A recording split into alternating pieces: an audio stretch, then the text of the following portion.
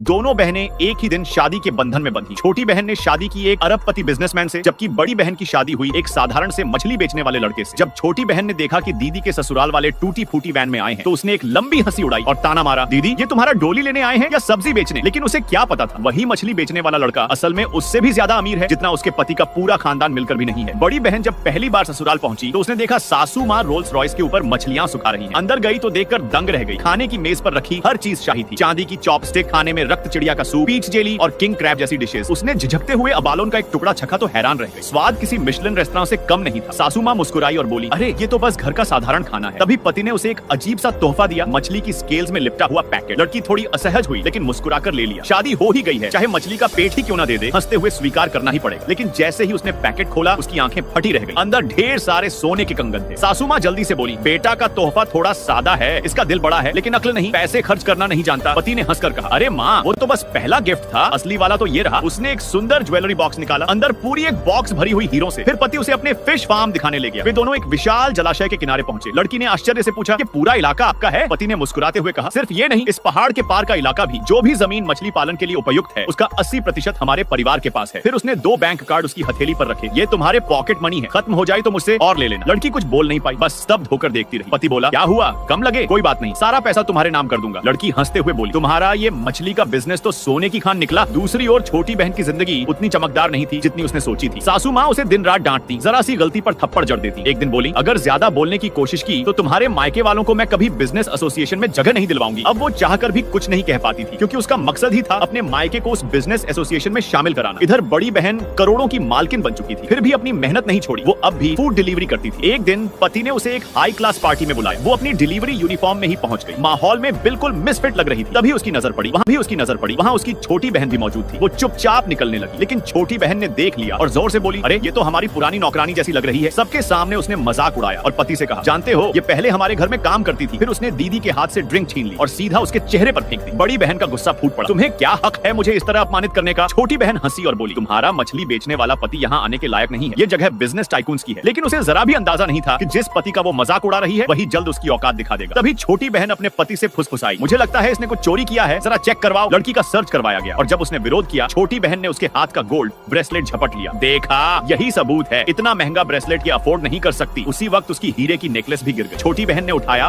और दंग रह गई। ये तो एंजल 1 नेकलेस है, दुनिया में बस एक ही है, कीमत 50 करोड़। अब सबने मिलकर उसे चोर कह दिया और पुलिस बुलाने लगे। लड़की रोते हुए बोली, मैंने कुछ नहीं चुराया, मुझे छोड़ दो। छोटी बहन ठहाका लगाते हुए बोली, अब तो जेल में ही डिलीवरी करनी पड़ेगी दीदी। और यहीं से शुरू होता है उस मछली वाले की असली ताकत दिखाने का वक्त।